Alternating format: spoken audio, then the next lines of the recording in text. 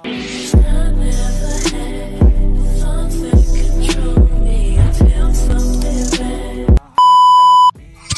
morning guys! Time check is 5:30 in the morning.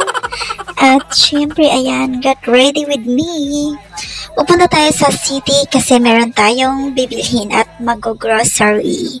Ayos-ayos lang tayo ng konti kasi para fresh naman ang parson. Ayan, malapit na akong matapos at nagmamadali na ako niyan kasi pupunta na tayo dun sa National Highway para mag-antay ng bus. Ayan, transition, nasa bus, nasa kalsada na ako, nag-antay ng bus. At ayan, nakasakay na nga tayo at tingnan nyo yung daan. Very, very foggy, charis. Ayun nga, ayan yung snake road sa amin. Kahit hindi ka lasing, parang lasing ka na rin kasi ano siya. At yan, nasa city na nga tayo guys. At yun, ang bilis ko lang nakarating. I mean 1 hour. Kaya nasa bus terminal na nga tayo. Maghanap na tayo ng cafeteria at tayo ay mag-aalmusal. Ayan, nasa cafeteria na nga ako. Nag-SS lang ako ng konti kasi haggard tayo sa biyahe. Kakain na tayo guys. At yan yung in-order ko, which siya, kanin, Shanghai, tsaka sunny side up egg, yan yung, tsaka chicken, halang-halang, I don't know ano tawag nyo dyan, pero yan. Tsaka yung bilisan nga lang natin at tayo may pupuntahan. Ayan, tapos na akong kumain. Nag-cardigan ako kasi sobrang init ng panahon. At yan, naka-sleeveless lang ako kaya mag-cardigan tayo. Mainit na, nag-cardigan pa. Ay, nako. Yan nga guys, ayos-ayos lang ng kunti. Kasi mainit, mahahagard tayo. Ayan, yung paborito kong prutas is lanzones. Yan yung nadaanan ko. Sabi ko nga, mamaya bibili ako pagbalik ko. Ayan, naglalakad-lakad tayo papunta. Nga pala ako sa bank kasi wala akong cash, kaya pumunta ako ng bank. At dyan guys, may napansin ako na parang may sumusunod sa akin na tao. Ayan nga, yan, tingnan mo yan. Yan, sumusunod sa akin yan kasi mangingida siya ng pangkapi. Siyempre natakot ako kasi parang walang tao na naglalakad ako lang. Kaya binilisan ko na. Ayun yung Plaza, Bayawan City. At siyempre, sarado pa yung bank. Bumalik ako at pumunta sa isang shop at may binili ako dyan. Ayan, nag-ikot-ikot lang ako dyan habang nag-aantay ng oras kasi 8:30 mag-open yung video. Ayan, may binili tayo. Dahil paninda, ano yan guys, mga bargain. Ayan, bumalik na naman ako ng bank kasi 8:30 na. At yan, transition, punta na tayo sa grocery store. At yan ang aking grocery na babayaran. Inaantay ko lang i-packing at saka bayaran na din. At yan, umikot ulit ako kasi meron pa akong natirang cash para maubos na siya. Umikot ulit ako para bumili ng mga biscuits, ng iba pang hindi ko nabili. Ayan guys, ang ganda ng nila kasi napaka siya, talagang arrange. Well arranged talaga yung store nila, tsaka kompleto. Dito ako palagi namimili. Sa Joland, Bayawan City. Ayan. Ayan na nga, pinakarga ko na kay kuya yung aking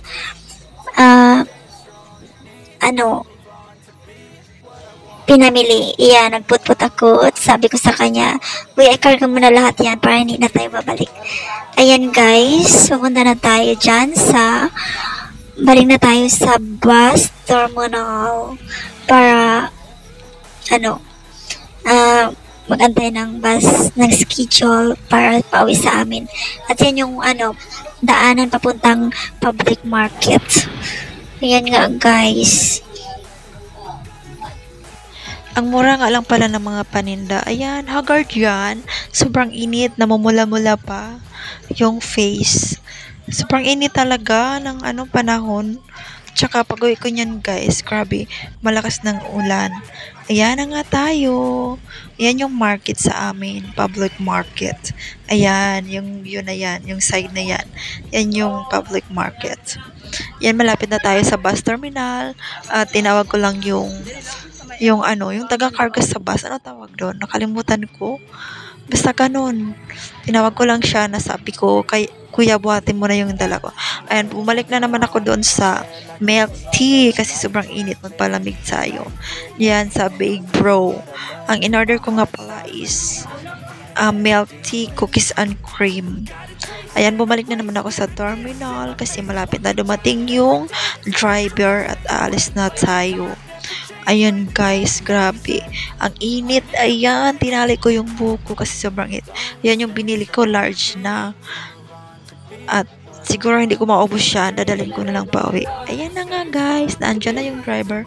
At pauwi na tayo sa bahay. Ayan, nag-music lang ako habang nasa biyahe. Gusto ko talaga yung kapag nagka-upo ko sa Francet, nagmo-music ako kasi feel kong nasa biyahe ako. Ayan yung weather natin, pero mayat maya ay uulan na yan. Yan yung weather sa city. Yan yung dinadaanan namin palagi. Yan, circle ang tawag namin dyan. Ayan na guys, maganda yung view. Na-enjoy ko habang may music. Tara guys, mag-music tayo. Samahan nyo ako. Ayan na nga. Enjoy the music lang tayo dito.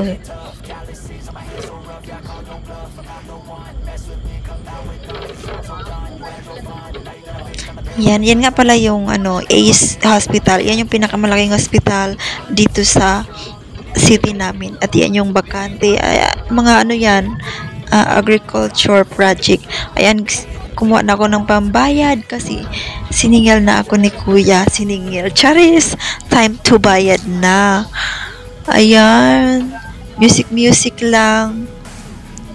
Diyan na naman tayo sa Snake Road na yan. Sabi ko nga sa inyo guys, kahit hindi kayo lasing dyan, parang lasing na yung pakiramdam nyo kasi yung bus dyan, umiikis-ikis, zigzag kumbaga.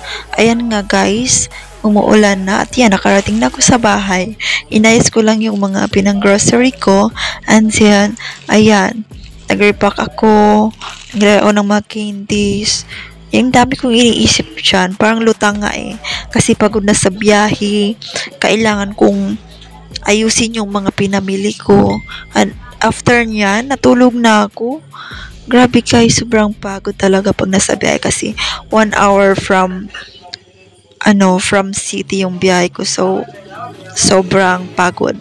At saka mainit pa yung panahon. Ayan na nga, yung mama ko nakipag-chismisan sa labas habang ako nag-aayos ng mga pinamili ko. Ayan nga, nagre-repack tayo. Nagre-refill pala. Nabulol na ang person. So, habang inaayos ko yan, nagikinig lang ako sa kanilang nag-uusap sa labas. Marites yun. So, ayan, naayos ko na din. Kunti lang yung napamili ko kasi, ang mahal na ng mga paninda. Grabe. Ayan nga guys, yan na lahat yung aming small sari-sari store na inaalagaan ko.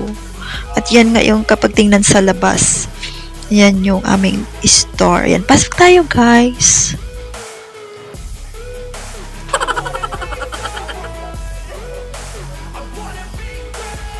Ayan, iniisip ko na naman yung mga gagawin ko. Pero pagkatapos niyan, bagsak talaga ako at matutulog na. Naboboring ako, pero syempre, pagod pa yan. At iniisip ko yung plan para tomorrow. So, ayan, kilos-kilos pag may time. Kasi kahit pagod yan, inaayos ko yan guys. Ganyan lang, isi-isi lang ang life. Siyempre, ayan, iniisip ko kung ano pa yung mga dapat kong gawin habang maayos pa yung internet connection. So, ayan, may parcel na dumating yung kapatid ko. Bubuksan ko sana, nantay ko na lang siya. Sabi ko, antayin ko na lang siya. Ay, nag-iisip-isip ako niyan. Busy-busy yan, girl. At syempre, nag-check tayo ng due date ng ating best friend. Kailangan na nating maningil kasi wala na tayong yan lang guys. Thank you for watching.